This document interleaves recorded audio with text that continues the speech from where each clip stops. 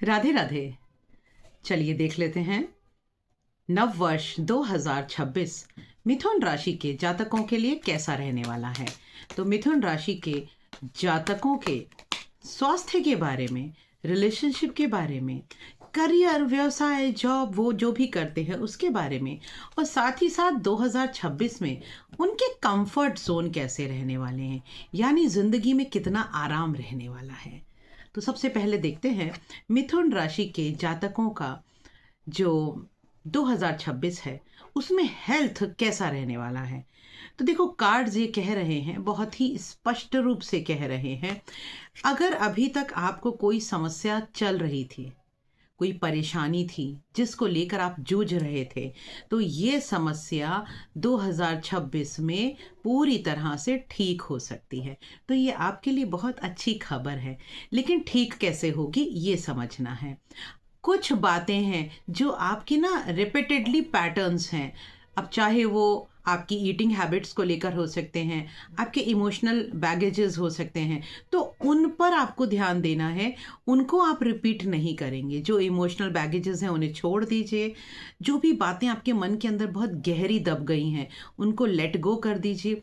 किसी भी तरह की पुरानी बीमारियों से संबंधित कोई भी बात अब अपने मन में आपको लेके नहीं आनी है। तो डेफिनेटली 2026 में आपकी हेल्थ जो है रिकवरी की तरफ जाने लगेगी। जो भी समस्याएं थी अब वो ख़त्म हो रही हैं। या ये हो सकता है, सपोज करिए कि कोई बीमारी थी जो डायग्नोज नहीं हो रही थी, है ना, बहुत समस्याएं थी, आप परेशान थे, समझ नहीं आ रहा था इलाज कैसे मिलेगा, तो 2026 में आपको वो इलाज मिल जाएगा। तो आप समझ पा रहे हैं कि 2026 आपकी किसी भी प्रेजेंट बीमारी के लिए बड़ा डिसाइसिव होने वाला है। तो ध्यान देंगे। इसके बाद बात आती है कि आपके रिश्ते कैसे रहने वाले हैं। रिश्तों में थोड़ा सा मनमुटाव मुझे दिख रहा है। मनमुटाव शब्दों से तो नहीं है, लेकिन हाँ, कहीं ना कहीं डिससेटिस्फैक्शन है। मन अंदर से प्रसन्न नहीं है अपने पार्टनर के बिहेवियर से, अपने पार्टनर की कम्युनिकेशन से, अपने पार्टनर की कुछ आदतों से। तो मन प्रसन्न नहीं है। तो मैं आपको सिर्फ एक ही बात कहूँगी कि देखो, ज़िंदगी में सबको सभी कुछ नहीं मिलता। और जहाँ तक संबंधों की बात है, तो कोई भी व्यक्ति परफेक्ट तो नहीं होता है ना।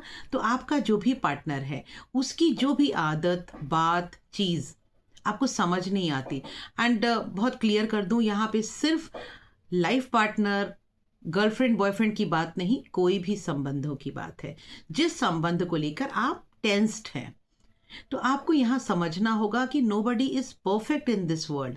तो अगर आपके पार्टनर में भी कुछ कमियां हैं तो उसे उन कमियों के साथ ही स्वीकारना सीखिए।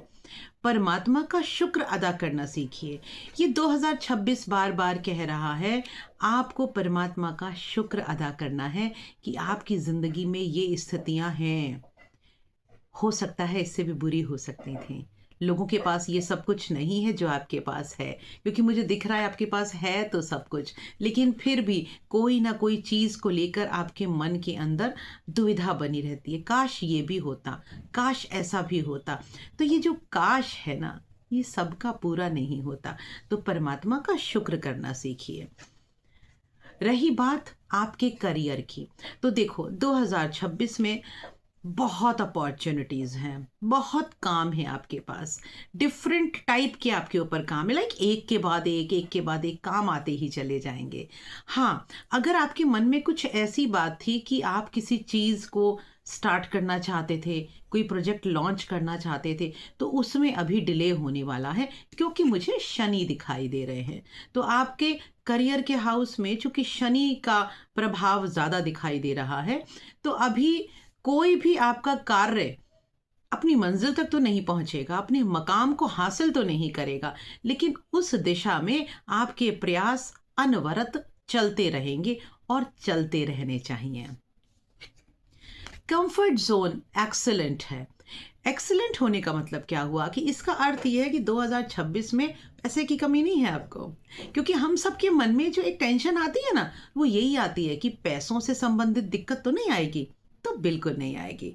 उल्टे ये भी मुझे दिखाई दे रहा है कि कहीं ना कहीं 2026 में आप या तो कोई प्रॉपर्टी ले सकते हैं, कोई एसेट परचेज कर सकते हैं, कोई लैंड ले सकते हैं, यानी जिस चीज़ को आप बहुत समय से परचेज करना चाह रहे थे और आपको लगता था कि ये मेरी ज़िंदगी में होगा तो I am a successful person, तो हाँ, आप वो चीज़ ले सकेंगे।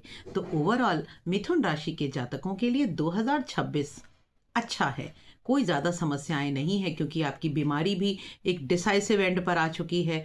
या तो आपको पता चल गया है कि क्या बीमारी है, उसका डायग्नोसिस क्या है, या फिर वो बीमारी ख़त्म हो जाएगी। तो दोनों ही स्थिति में आपके लिए तो पॉजिटिव है ना, विन विन सिचुएशन आपके लिए दिखाई दे रही है। बस संबंधों में थोड़ा सा शुक्र अदा करने की एक हैबिट क्रिएट किए, थैंक यू बोलने की एक हैबिट क्रिएट कर लीजिए। Whatever your relations are doing for you, जो भी कर रहे हैं उनके लिए धन्यवाद कहना तो हमेशा बनता ही है। चलिए फिर मिलेंगे अगले वीडियो में दूसरी राशि के साथ। लेकिन अगर आपने अभी तक मेरे चैनल को सब्सक्राइब नहीं किया है तो सब्सक्राइब कर लो। दूसरी बात, इन एनर्जीज़ को क्लेम करने के लिए आपको कमेंट भी करना है। मन में कोई क्वेश्चन है तो डेफिनेटली आप वो क्वेश्चन भी पूछ सकते हैं कमेंट में, मैं ज़रूर आपको उसका जवाब दूंगी। राधे राधे।